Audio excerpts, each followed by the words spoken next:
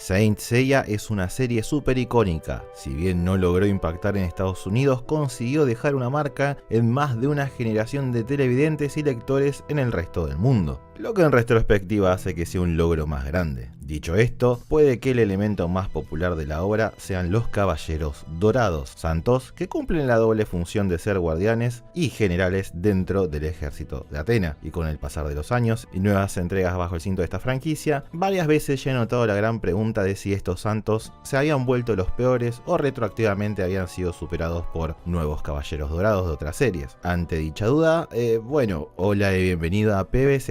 En el día de hoy vamos a explorar juntos qué aportaron estos santos clásicos en la versión original de la historia animada e impresa, pensándolos como personajes pero también como componentes de una narrativa más grande. Dicho esto, algunas reglas. Primero, esto es mi apreciación personal y no pretendo en ningún momento que mis palabras sean consideradas objetivas ni nada por el estilo. Segundo, solo voy a estar tomando la versión original del anime y el manga clásico. Esto se debe a que muchos de los personajes en versiones complementarias como episodio G terminan volviéndose su propia cosa, casi totalmente aparte de lo que vino antes, siendo el máximo ejemplo de eso el Aioros de episodio G, que no tiene nada que ver con el Aioros de Kurumada en episodio 0. Y tercero, mi valoración se va a basar en lo que aportan en la historia, tanto siendo antagonistas como héroes, además de incluir qué aportan ellos a este mundo. Nada de escalas de poder. Sin más que aclarar, comencemos.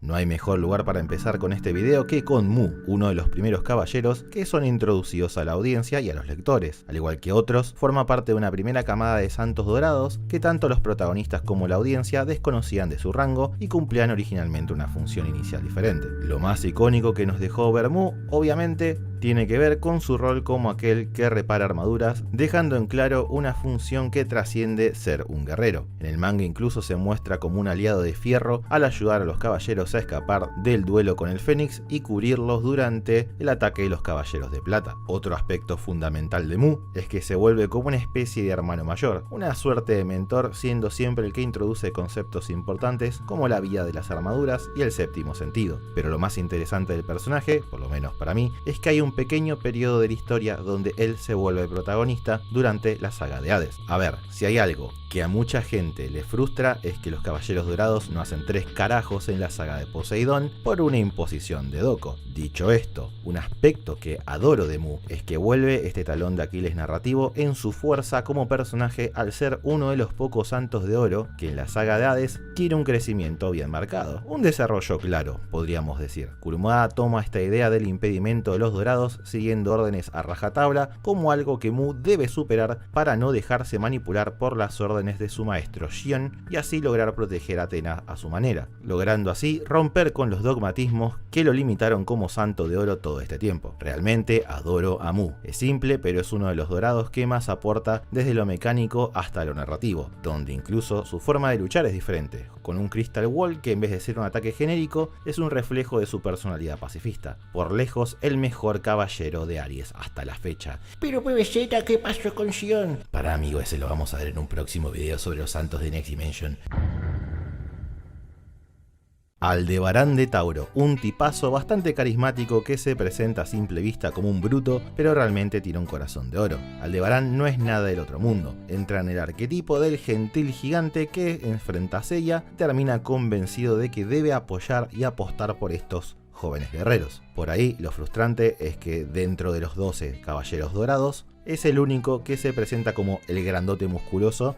Y es medio un despropósito que justo a Seiya lo pongan de nuevo en esta dinámica de David contra Goliat, habiendo sido él el que peleó contra Cassius y Geki. No sé, siento que podrían haber aprovechado el momento para darle a alguno de los otros santos de bronce esta dinámica y tal vez saliera algo nuevo y distinto. Tristemente, en el manga y anime, luego de las 12 casas, Aldebarán no es muy bien tratado, en mi opinión, y es reducido al tropo del personaje sacrificado por el bien del nuevo enemigo. Es decir, es el que siempre se come la piña para demostrar a la audiencia y a los lectores que los nuevos rivales son un peligro mayor. En el anime con su terrible derrota a manos de Sid y Bad, y en el manga contra Sorrento, dándonos una nueva iconografía que es memorable pero no sé si por buenas razones. Para el colmo, el personaje luego en Hades muere a manos de Niobe y por un lado está buena la idea, en el sentido de que el tipo se sacrificó por todos, pero por otro lado habría sido bueno verlo hacer otra cosa en esta gran guerra santa. Aldebarán no es un mal personaje, cumple su rol, pero si te soy honesto, hay otros que lograron ser superadores de este simple pero eficiente caballero. El hombre, el mito, la leyenda, saga de Géminis y su hermano, Canon de Géminis. Cuando hablamos de estos gemelos, es imposible no pensar en cómo Saint Seiya lleva al extremo la idea de la dualidad. No son solo dos personajes distintos, son dos formas de encarar la tragedia detrás de su constelación. En el caso de Saga, su maldad siempre se presentó como un desdoblamiento interno, la clásica batalla entre el bien y el mal dentro de uno mismo. Un hombre con dos objetivos que a simple vista parecen contradictorios, pero tal vez no sea tan así. Kurumada más tarde intentó dar una explicación externa a esta dualidad. Es un espíritu maligno que le puso una diosa que está bajo las órdenes de Hades, que la verdad para mí le corta mucha mística y le quita algo de agencia al personaje sobre sus acciones. De cierta forma le intenta lavar la cara y lavar las manos, va en contra de la esencia del chabón. La tragedia está en que Saga no es un villano puro, es un hombre virtuoso que, arrastrado por la sombra de su propio poder, termina cometiendo los actos más atroces que se te puedan ocurrir. Y ahí está lo interesante de la interpretación original. No necesitaba ser poseído para volverse aterrador.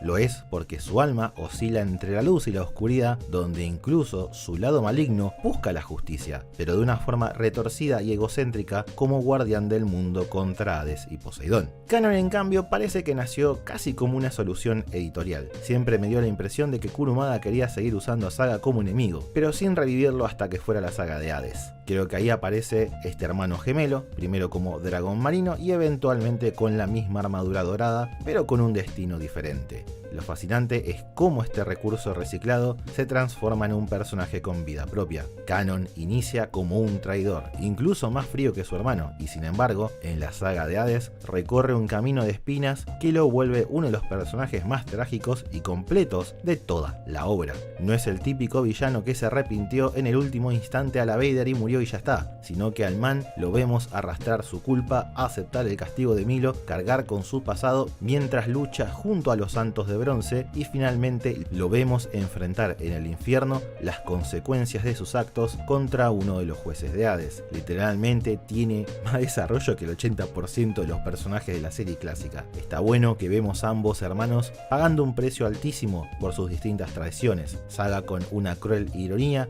digna de las tragedias griegas cuando termina cumpliendo su objetivo original, matar a Athena, solo que en un contexto donde ya no lo deseaba. Es un destino que lo alcanza incluso cuando busca la redención, demostrando que en Saint Seiya es posible mostrar un destino tan trágico e irónico como en los mismos mitos de antaño. En definitiva, Canon y Saga son dos caras de la misma moneda, atrapados en la contradicción, ambos condenados a expiar sus culpas. Juntos representan la tragedia pura en clave mitológica, algo que le calza perfecto al espíritu de Saint Seiya y por lejos son los mejores caballeros dorados de Géminis de la franquicia hasta la fecha. Death Mask no es el caballero dorado de mucha gente, pero por ahí siendo un poco controversial, así tampoco sea el mío, es posible que sea el santo de oro que más aporta en esta lista, tanto en conceptos que introduce como en potencial. A ver, Máscara de Muerte no es el primer santo dorado que vemos con su armadura, pero sí es el primero que se siente realmente hostil. Mientras el ataque original de Ayoria nos permitía comunicar su conflicto interno, Máscara de Muerte es abiertamente un despiadado hijo de puta, presentando la idea al lector de que puede que no todos los santos sean buenos. Para el colmo, no solo que su introducción saliendo de la cascada es sumamente imponente, sino que demuestra que Kurumada como autor tiene una de dos posibles habilidades. Esto se debe a que más adelante veríamos que desde la cascada el deber de Doko era observar el lugar donde están los espectros de Hades, por lo que tiene sentido que Death Mask pueda salir de ahí ya que está conectado su casa con el Yomotsu y por ende con este lugar, es como un pequeño pasaje secreto. Acá lo que tenemos es o un Kurumada que demuestra que, aunque no tiende a hacerlo, puede planificar a largo plazo, o un Kurumada que tiene la capacidad de resignificar fácilmente elementos previos de una forma tan prolija que parece planificado. Ambas grandes habilidades. Death Mask también nos permite ver el que puede que sea el templo más memorable visualmente de las 12 casas, lleno de rostros en pena. Es un recurso sencillo pero eficiente que evita ser un fondo genérico y nos informa del personaje, tan influyente que entregas posteriores de Saint Seiya, incluso la película, se informarían de esto y utilizarían al fondo de las casas como una forma de decirte de qué se trata cada caballero dorado. Sus habilidades también son interesantes al jugar con la idea de un santo cercano a la muerte, y también empieza a generar las bases para muchas ideas que se terminarían vinculando y cerrando en la saga de Hades. Como personaje ahora, el man es mostrado como un hijo de mil puta, despiadado y egocéntrico, con un retorcido sentido de la justicia, casi como si hiciera gimnasia mental constantemente para justificarse. Y lo interesante de eso es que nos permite ver a un Cloth vivo rechazar a su portador, permitiendo a Shiryu la victoria, un personaje que es un villano simple y que cumple su función narrativa, y a través de él aprendemos un montón de cosas sobre el mundo de Saint Seiya, sobre el otro mundo, sobre las armaduras, sobre el rol de Doko en esta guerra, sobre una banda de cuestiones. No valoramos lo suficiente que este flaco aporta al mundo de los caballeros. Dicho esto, donde creo que el personaje flaquea y hay una oportunidad re perdida fue durante la saga de Hades. Hades Santuario es secretamente una segunda oportunidad para ver a los dorados brillar, pero esta vez como personajes. Como ya dije en mi análisis súper detallado del manga completo, link al final del video, más de uno pasó de ser un simple pilar o pared a una persona. Tristemente, Death Mask no fue uno de ellos, siendo reducido a un malhechor de cuarta que cumple la función de ilustrar lo fuerte que se volvieron los bronces. Y la parte más triste es que fue descartado de la historia antes de la revelación de que Shion les pidió a los santos caídos que lo ayudaran a derrotar a Hades pretendiendo ser traidores. Ahí perdimos la oportunidad de tener un momento memorable con el crustáceo. El hecho de que esté en el muro de los lamentos revivido implicaría dos cosas. Primero, que Kurumada no pensó demasiado la escena y solo quería a los 12 chabones juntos, o que efectivamente hay una redención ahí oculta a la que la narrativa de la historia no le dedicó el tiempo adecuado. Máscara de Muerte es más de lo que dicen, pero menos de lo que podría ser, por lo menos para mí. Aioria, el hijo pródigo, el santo que con el tiempo se volvió el protagonista dentro de los dorados. No por nada es el centro de varios proyectos paralelos. ¿Y cómo no iba a serlo? Él es la víctima directa de la rebelión de Saga al ser marcado como alguien que posee la sangre de un traidor. Es interesante porque en un inicio, ya sea en el manga como en el anime, lo vemos como una figura noble que cree que los caballeros pueden venir de cualquier lado, oponiéndose a la discriminación que sufre Seiya durante los años de entrenamiento. Pero detrás de esa postura ideal tenemos a alguien con sentimientos encontrados sobre su propio hermano, al recordarlo como alguien bueno, pero que todos le dicen que intentó matar a Athena. Tristemente, en la historia original, Leo sufre la situación inversa a otros dorados y solo se desarrolla en la etapa del santuario. Es un gran caballero de Leo y posiblemente el primer santo de oro en ser primero un personaje y un obstáculo después. Pero ya para la saga Hades no hace mucho, tiene buenas peleas, pero no mucho más. Igual, con todo lo que empujó al principio, es, por lo menos para mí, el mejor caballero de Leo. Aioria, digo, Shaka, ¿qué decir de este santo? El hombre más cercano a Dios tiene una participación desde su propio Gaiden al ser el que pone a prueba a Ikki, dejando clara la abismal diferencia de poder entre los santos de oro con todo lo demás. Además, posee habilidades que juegan con tu mente y rozan los castigos divinos. Todo esto y más hacen que Shaka tenga un impacto enorme en todo aquel que lo lee. Visualmente para mí sus combates son los más interesantes de las 12 casas. Sumado a eso, como personaje no se limita a ser un simple obstáculo del montón, sino que tiene un pequeño y funcional arco de crecimiento, no solo al dejar de pensar de forma tan dogmática sobre las reglas del santuario, sino de aprender a ser más piadoso. Aprende algo de los bronces, no es te digo una locura, pero es más que suficiente. Ya en la saga de Hades, lo que hace el personaje es una locura en el mejor sentido de la palabra. No solo que vemos un poquito de su pasado y esa inquietud sobre el miedo a la muerte tan natural para todo humano, sino el proceso que lo lleva a la aceptación de la misma, alcanzando realmente un estado de nirvana, mientras está luchando contra 3 de sus compañeros dorados, totalmente frustrado al no poder creer la traición que están cometiendo. Todo cerrando con un broche de oro al momento de atestiguar su triste pero súper memorable muerte.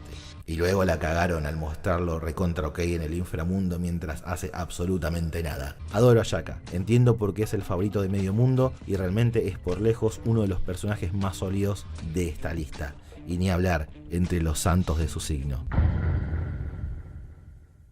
Con Doko hay que hacer una aclaración. solo nos vamos a enfocar en su rol en el manga clásico, ya que estamos hablando de los caballeros de esta generación y sin lugar en el presente de la historia. Para el colmo, es un personaje divergente, es decir, su versión de Next Dimension es bastante diferente a la de los Canvas, por ende deberían ser tratadas por separado. Suscríbete para ver este bebé. Doko tiene esencialmente dos momentos en la historia, como maestro y como caballero. Como figura mentora cumple con su rol de forma eficiente, plantando un misterio a los lectores de por qué está en los 5 picos y no se puede mover, siendo revelado eventualmente como un momento clave de la saga de Hades. Además es el compás moral de Shiryu, un recontra personaje, sirve como recurso para contextualizar con flashbacks técnicas que aprendió el dragón, con todos los pros y contras que vienen con cada una, y además es una fuente expositiva bastante orgánica de datos importantes en el manga, como así también en el anime, cuando toca aclarar algo. Ya como caballero es el peor de los 12. Sí, yo sé que puede sonar sumamente controversial, pero fuera de la revelación del Misopetamenos, el man no hace nada. Lo lamento. Se la pasa toda la vida preparándose para esta nueva guerra contra Hades y lo único que hizo fue pelear contra Shion, mayormente fuera de cámara, y después nada más. En el inframundo casi no aparece y solo hace acto de presencia para exponer algunos datos al final antes de que se rompa el muro de los lamentos. Una decepción absoluta, faltaron momentos con Shiryu a lo loco, cualquier mierda.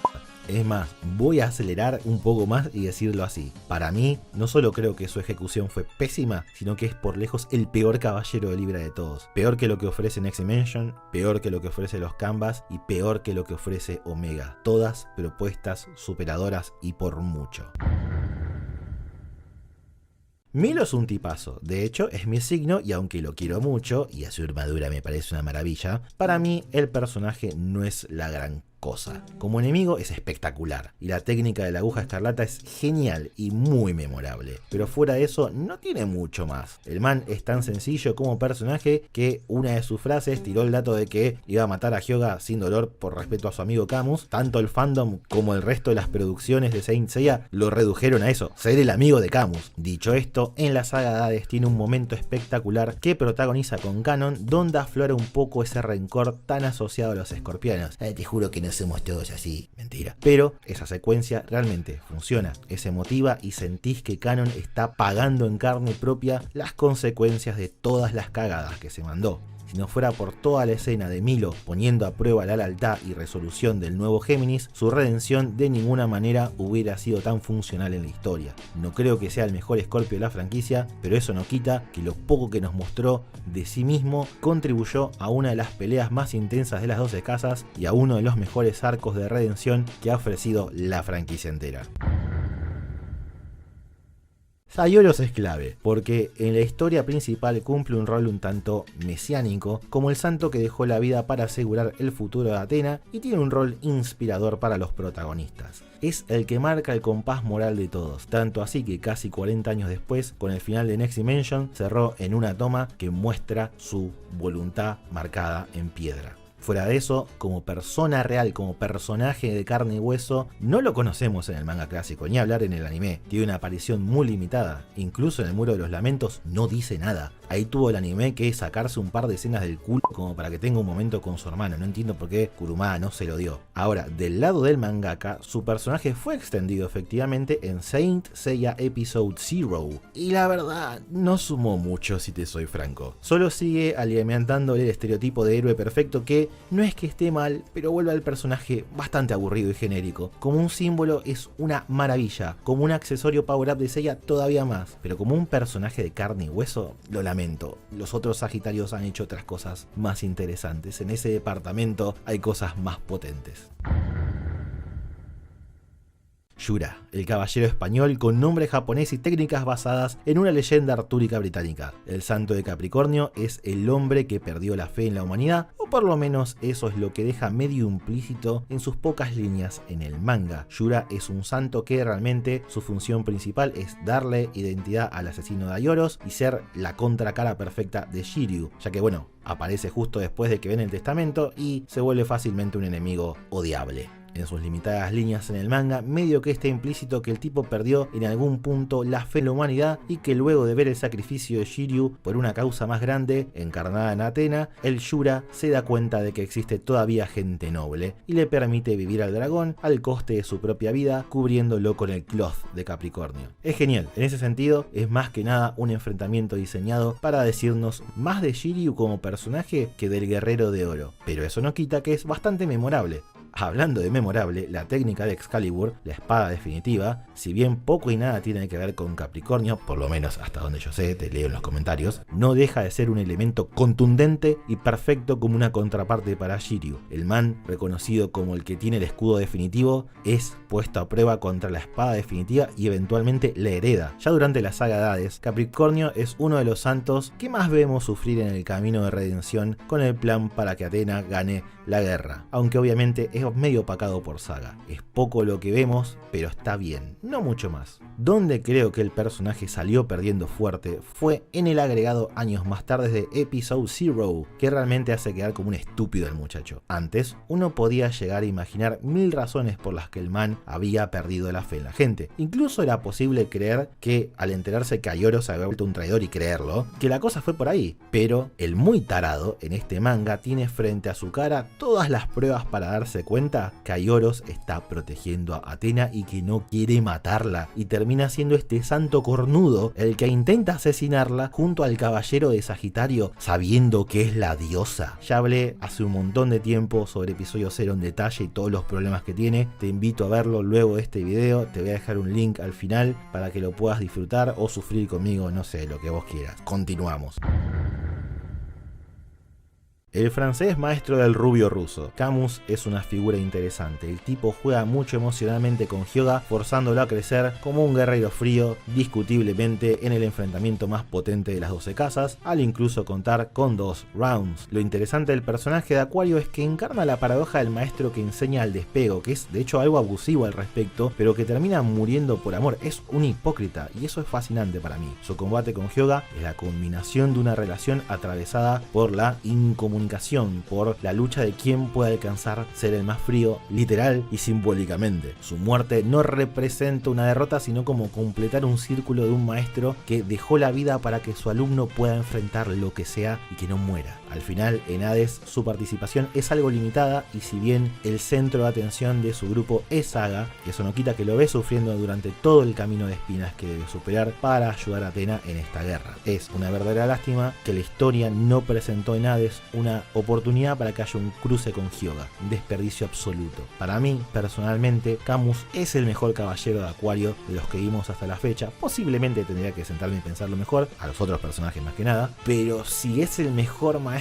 de Hyuga, esa es otra discusión para otro día. Suscríbete y lo averiguamos juntos, bombón.